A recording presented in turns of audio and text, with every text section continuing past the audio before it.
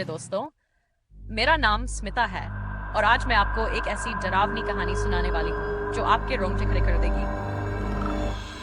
इस कहानी का नाम है विक्टोरिया हॉस्पिटल की दास्तान। क्या आपने कभी सोचा है कि एक हॉस्पिटल जो मदद और राहत की जगह होता है, वो कैसे एक भयानक जाल बन सकता है? आपको यकीन नहीं होगा, लेकिन मेरे दोस्तों, ये कहानी एक ऐसे डॉक्टर के बारे में है जिसकी आत्मा आज भी इस हॉस्पिटल में भटकती है। ऐसा कहा जाता है कि वह रात के अंधेरे में अपने अधूरे काम को पूरा करने के लिए लौटता है। तो क्या आप तैयार हैं इस खौफनाक सफर पर जाने के लिए? थोड़ा दिल थाम के बैठिए, क्योंकि ये कहानी आपको अंदर तक हिला देगी। कहानी शुरू होती है ब्रिटिश काल के समय में बने पुराने विक्टोरिया हॉस्पिटल से, जो एक ऐतिहासिक इमारत थी। यह हॉस्पिटल उन दिनों में अपनी बेहतरीन चिकित्सा सेवाओं के लिए प्रसिद्ध था, लेकिन जैसे ही समय बीता, इस हॉस्पिटल के साथ जुड़े रहस्य सामने आने लगे। दिन के उजाले में यह इमारत एक साधारण हॉस्पिटल की तरह दिखती थी, लेकिन रात का अंधेरा होते ही यहाँ का माहौल पूरी तरह बदल जाता था।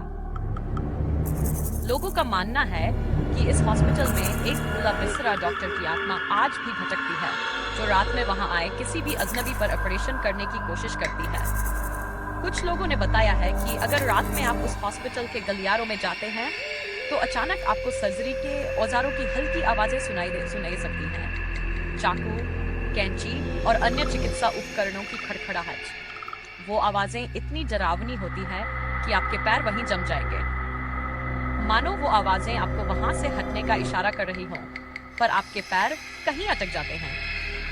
कई लोगों ने कहा है कि अगर किसी को ये आवाजें सुनाई दें, तो उन्हें बुरे सपने आने लगते हैं, और कभी-कभी ये सपने इतने भयानक होते हैं कि उन्हें सचमुच का डर सताने लगता है।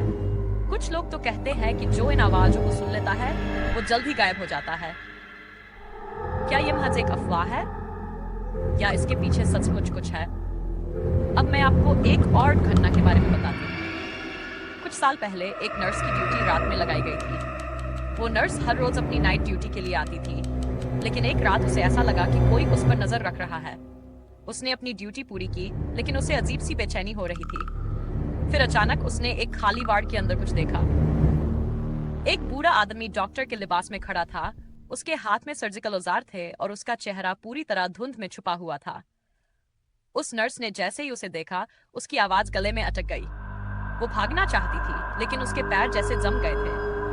और फिर अचानक उस डॉक्टर ने उसकी ओर इशारा किया और कहा, तुम भी मेरी मदद कर सकती हो, मेरी आखिरी सर्जरी पूरी करने में।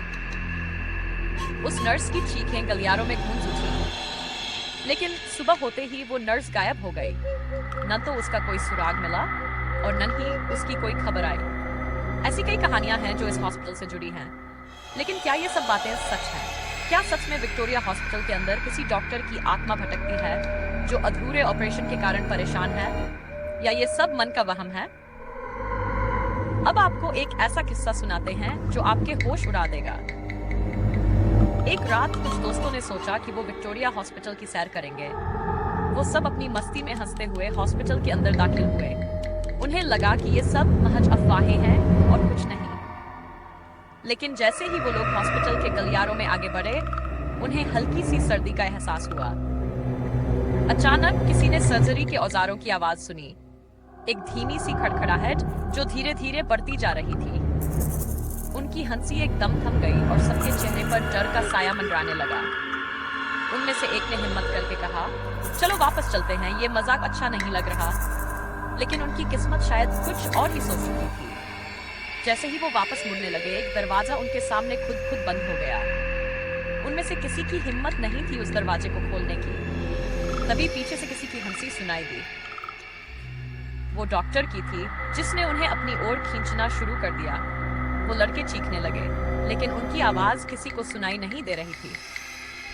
अगले दिन उनमें से एक ने ही डरते डरते पुलिस को इस घटना की जानकारी दी, लेकिन जब पुलिस आई तो वहां उन्हें कोई सुराग नहीं मिला। वो सब कहानियां बन गए।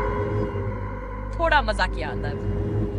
वैसे हिम्मत हो तो विक्टोरिया हॉस्पिटल का एक दौरा करके आएगा, हमें भी बताएगा कि आपको क्या अनुभव हुआ। हो सकता है आप उस डॉक्टर के किसी ऑपरेशन का हिस्सा बनने वाले हो।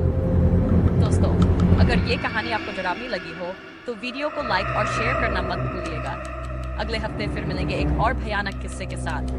और हाँ, चैनल को सब्सक्राइब जरूर कीजिए। धन्यवाद दोस्तों और शुभ रात्रि।